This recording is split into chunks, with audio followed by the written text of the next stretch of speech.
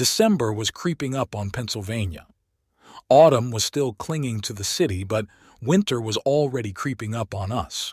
Frost on the grass in the morning, a cold wind cutting through coats, the smell of snow in the air. Frost was predicted for the next day. Life went on as usual in Lewistown. It was a quiet, unremarkable town, like many others in the state. Everyone knew everyone else, or so it seemed. Some worked in the mill, some owned small stores, some went to Philadelphia for the weekend to get a taste of the real life. Miller's Grill was bustling in the morning. People were coming in for breakfast before work. Truck drivers, police officers, office workers. Waitresses scurried between tables, memorizing orders without writing down a word. There was a dark blue Chevrolet Impala parked in the lot. The engine was turned off, but there was someone inside. A woman. She was holding a plastic cup of coffee and staring at the entrance to the diner. Outside the glass, ordinary life was moving. A man in heavy overalls laughed loudly, clapping a friend on the shoulder. A young couple sat by the window holding hands, their breakfast growing cold. The diner's owner, elderly George Miller, was wiping down the counter. The woman looked but did not move. Then she slowly put her hand in her coat pocket and pulled out a small silver chain with a cross on it. She turned it over with her fingers. When the first customer came out a few minutes later, she started the engine. The car moved quietly out of the parking lot, merging with the flow of traffic. Sergeant Paul Grayson didn't notice her. He sat in the far corner of the diner, leafing through the morning paper. There was no rush in his life. He had been a police officer for 20 years and was accustomed to routine. A missing teenager, another runaway, a theft from a supermarket, someone desperate for money, all predictable. But today he felt something strange. The paper was open to the crime column. 3 months ago, a woman named Mary Douglas had disappeared. No one really knew what had happened to her. Her husband said she had gone away. Her friends had shrugged. The police had written her off as a statistic. Grayson finished his coffee, left a few dollars on the table, and left. The snow had already begun to fall in small white flakes, settling on the shoulders of passers-by. The next morning, the temperature dropped to -5, and the streets of Lewistown were covered in a thin layer of ice. Cars struggled to start. Steam billowed from the mouths of passers-by, and the first icicles hung from rooftops. The city went about its business as usual, but the police station was as tense as ever. Sergeant Paul Grayson sat at his desk, methodically going through his files. Most of them were monotonous piles of paper, petty thefts, domestic disputes, missing wallets. He read them all almost mechanically, automatically signing where required. But among these matters, one stood out from the usual order. Missing woman, Mary Douglas. Her disappearance didn't cause much of a stir. It happened all the time. People disappeared. Sometimes they were found, sometimes they weren't. Some were running away from debts, some from violence, some were just starting a new life. In such cases, the police did a formal check. They asked questions of the husband, neighbors, colleagues. In 80% of cases, people returned on their own after a couple of weeks. But there was one but. The Douglas case had been open for 3 months. Not a single call, not a single lead, not a single movement in her bank account. Her husband claimed he didn't know where she was, but he didn't seem alarmed. There were no witnesses who had seen her in the last days before she disappeared. Grayson opened the folder and looked through the entries. She was last seen at a gas station 40 miles outside of town. Cameras caught her leaving the store with a bottle of water and a pack of gum. Beyond that, nothing. No car, no direction. The gas station where she was last seen had a cashier named Carol Bennett. She was middle-aged, with short hair, tired eyes, and a monotone voice. She was alone at the register that night. The report states that she did not notice anything suspicious. Grayson put the folder down and looked out the window. The lot was at the intersection of Lewistown's 2 main streets, and from here he could see the occasional car making its way slowly along the snow-covered road. People were going about their daily business, hurrying to stores, to work, to school. Everything looked normal. But the sergeant knew that statistics could sometimes be deceiving. On the other side of town, in a small rented house on the outskirts, a woman was laying out photographs on a table. Everything was meticulously organized. The black and white photographs were laid out in strict order, neatly aligned at the edges. Mary Douglas, Catherine Hale, Cassandra Rose. Different faces, different lives, but they all had one thing in common. They disappeared. An ice front swept across Lewistown. Overnight, snow turned to rain. And by morning, the streets were a death trap of black ice. Cars crawled gingerly along the roads, drivers gripping the steering wheel until their knuckles turned white. There were emergency vehicles parked along the shoulders of the road, red and blue lights flashing in the pre-dawn gloom. Several pickups had skidded into ditches, and one car had crashed into a lamppost. There were casualties, but nothing serious. Bruises, sprains, a couple of broken ribs. The usual thing for the first frost. Sergeant Paul Grayson arrived at the scene of the crash around 6 a.m. He stood on the side of the road, watching as a pair of young patrolmen took down the driver's details. The young man behind the wheel of the wrecked sedan was smoking nervously, and a woman in an oncoming car was adjusting her glasses and explaining something to the officer, waving her arms. Grayson didn't intervene. He simply watched, memorizing faces. It was an old reflex. It was about an hour before he returned to the station. He got himself another cup of coffee and got back to work. The call came in at around 9 in the morning. A body has been found.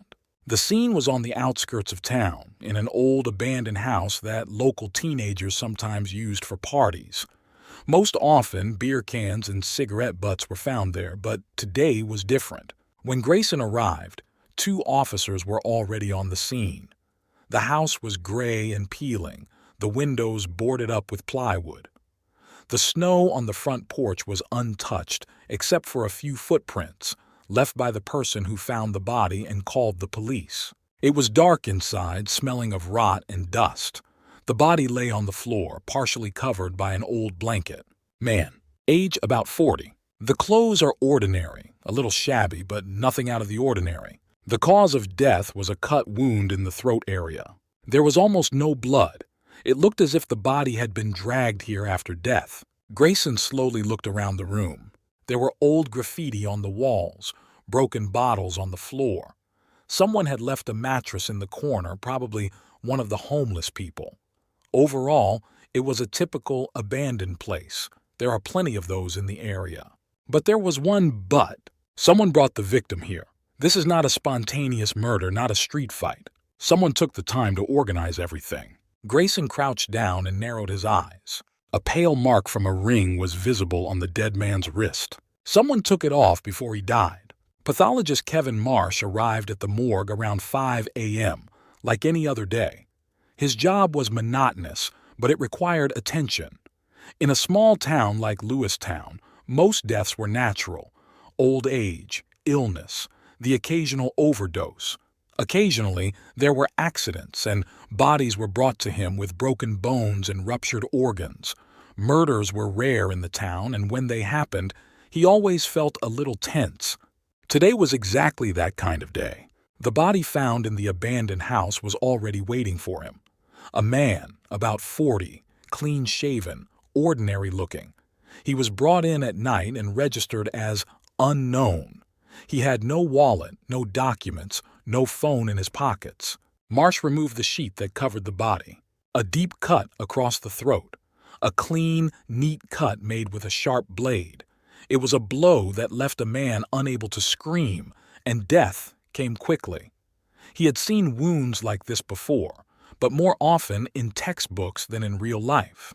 Upon examination, another oddity emerged. There were no signs of a struggle under the dead man's fingernails. No skin, no fabric fibers, nothing. This meant that either he had not resisted, or the killer had left him no chance. Marsh made an incision along the chest, exposing the internal organs. The heart, lungs, liver, all normal.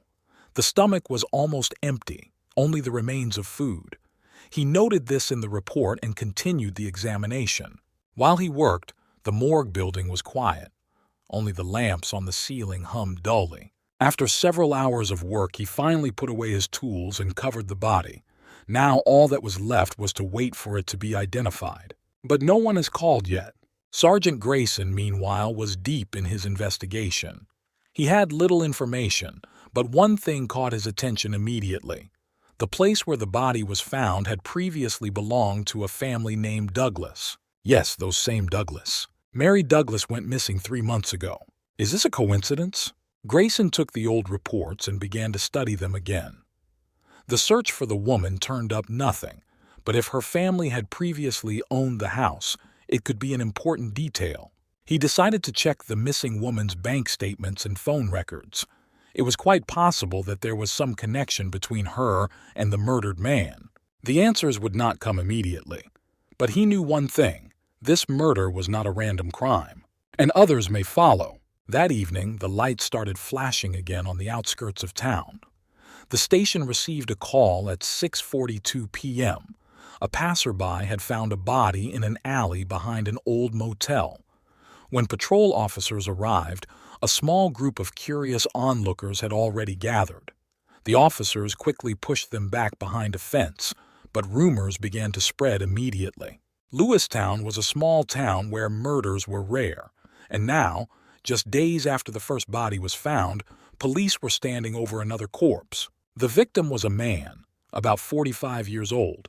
His clothes were good quality but not new. There were still marks on his fingers from rings he had removed. In his pocket were only change and keys. No wallet, no phone. Grayson arrived on scene 20 minutes later. The alley was narrow, with brick walls on either side. Garbage containers lined the road, their pungent smell mingling with the evening chill. The body lay against the wall, in the semi-darkness, partially covered by a cardboard box. The officers spoke in low voices. One of them, a young man named Davis, explained that a passerby had found the body. No one had heard anything. No one had seen anything. There were no cameras in the area. Grayson slowly examined the scene. There were dark spots on the snow near the body. Blood. But there wasn't much of it. Pathologist Kevin Marsh arrived on the scene just as darkness fell. He quickly ran over the physical features, then looked up at Grayson. "It looks like the first one, right?" Grayson nodded.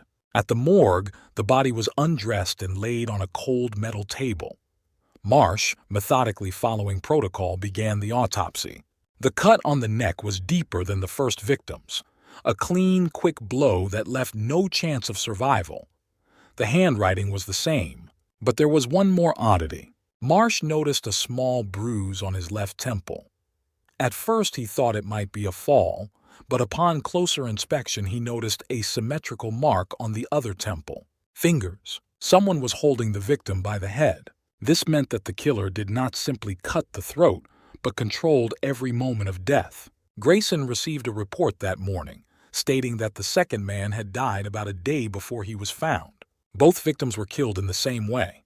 Both were relieved of their personal belongings, and both were found in places associated with the missing Mary Douglas. The coincidences were ending. It was a system now. The more Grayson dug into the investigation, the more he felt the circle tightening. The connections between the murders were becoming more and more obvious, but the answers were not forthcoming. The people he spoke to were of no help. The locals were uninterested in investigating.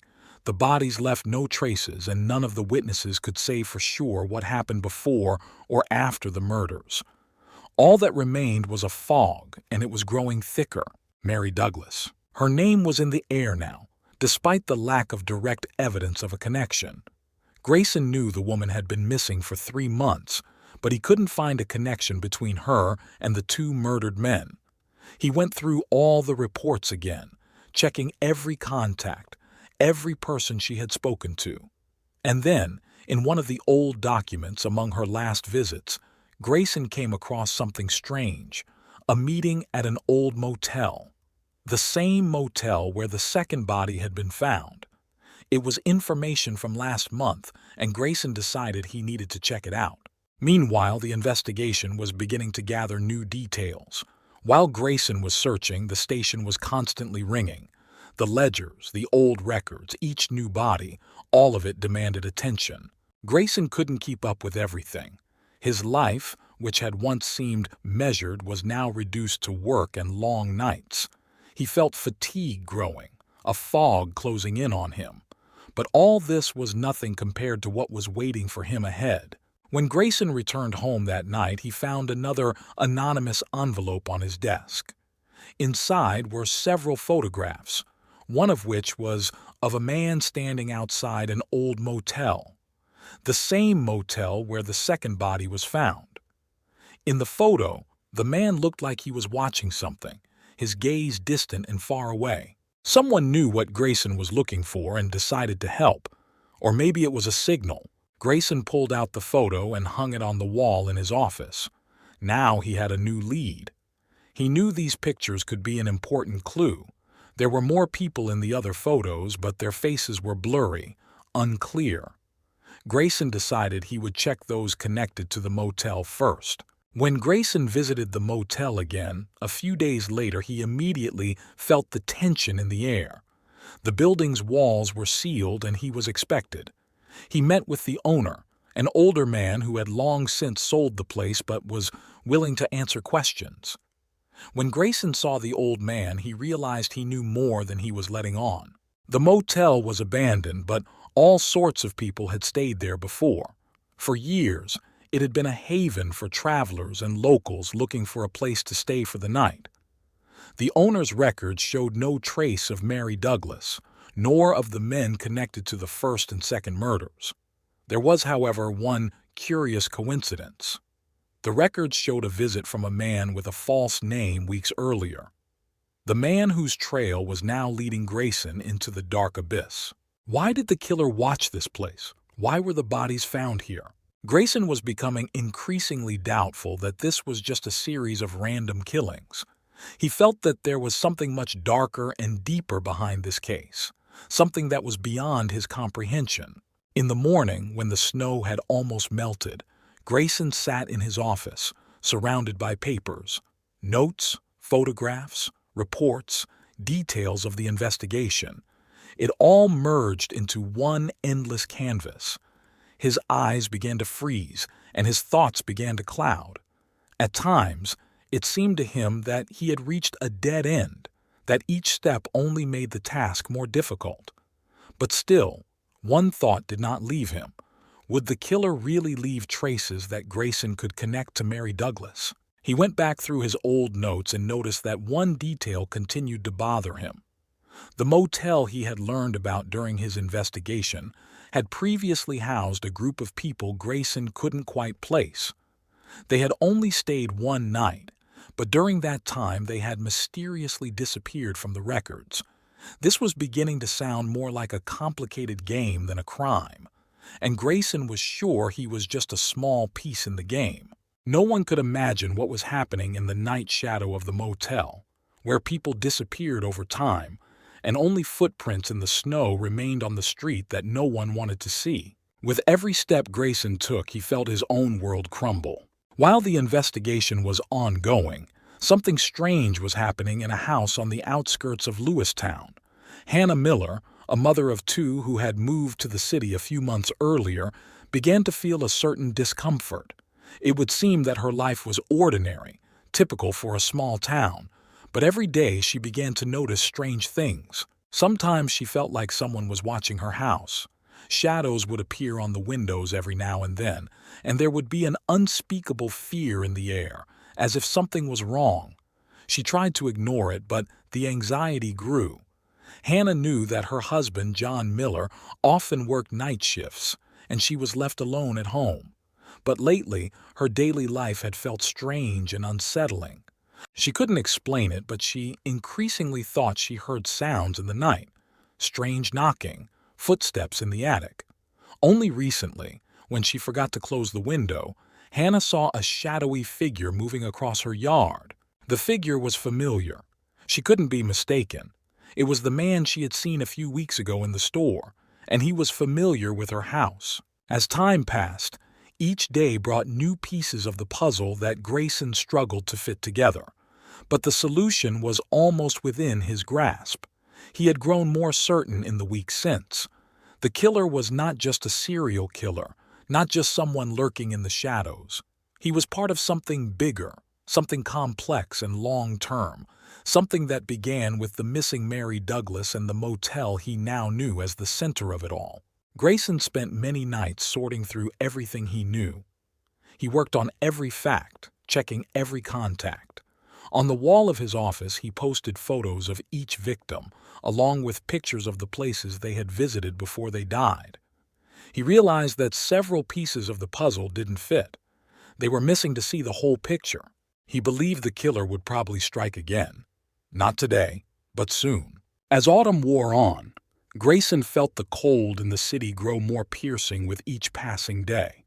The fog that shrouded Lewistown seemed to press down on his chest, narrowing his horizons and leaving only lingering traces that haunted him. The investigation had become monotonous and arduous. All he could do was pick apart a chain of events, connecting facts that seemed incongruous but had something in common.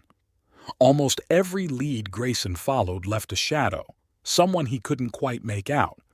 Mary Douglas, who had disappeared months earlier, remained the key to everything. The murders that followed her disappearance were clearly not random. Grayson knew that somewhere here, at the very center of the investigation, there was not just a killer, but a system, long-standing and carefully hidden. He went back through the notes again, trying to find some connection between the victims. He knew that each murder brought him closer to the solution, but each new detail left more questions than answers. Even more disturbing was the fact that Grayson could not understand the motives behind the crimes. Each murder seemed to be part of a mysterious game in which the victims were mere pawns. A month before the latest incident, he had received an anonymous letter with the phrase, "The next one will be in your city." He had ignored it as another attempt to confuse the investigation. But now, looking back, Grayson realized that he could not have failed to notice. The letter was not random. Shortly after it arrived, the murders continued. The third murder shook the city. The death came in the most remote part of Lewistown, in an area that was previously considered safe, where locals led their quiet lives. In the morning, when passers-by noticed the body, the peace was broken again. The victim was a man about whom almost nothing was known. He was an ordinary worker who returned home on the day when everything changed.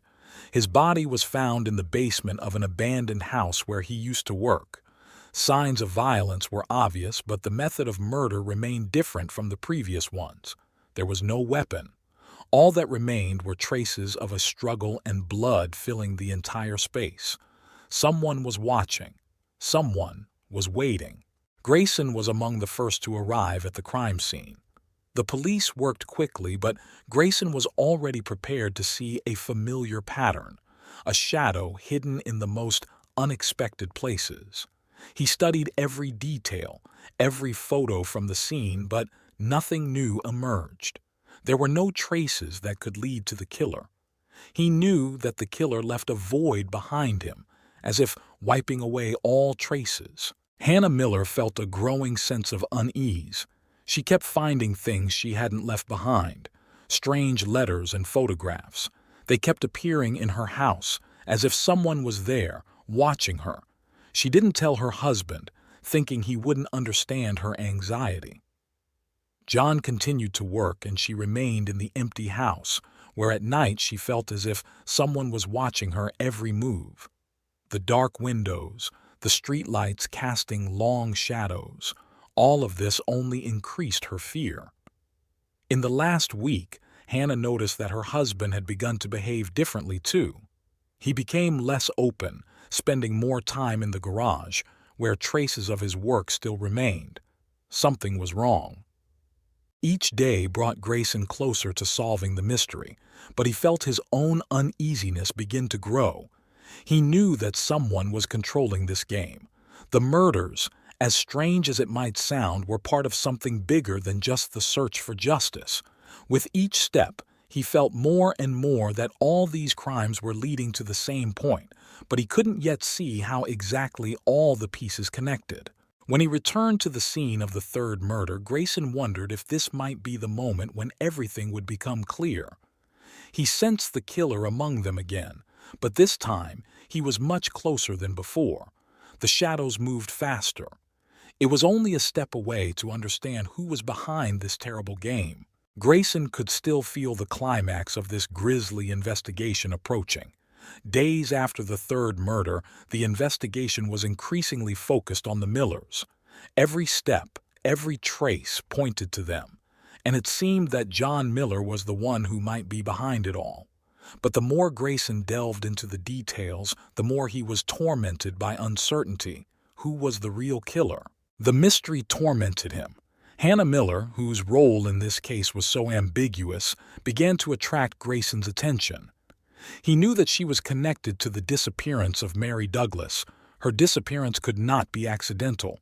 But what was her role in these murders? One night, days after Grayson felt he was on the verge of solving the mystery, he finally found the key to the answer. He sat in his office turning over folders and looking at photographs. When his gaze fell on one of the old photographs, he felt something click in his mind.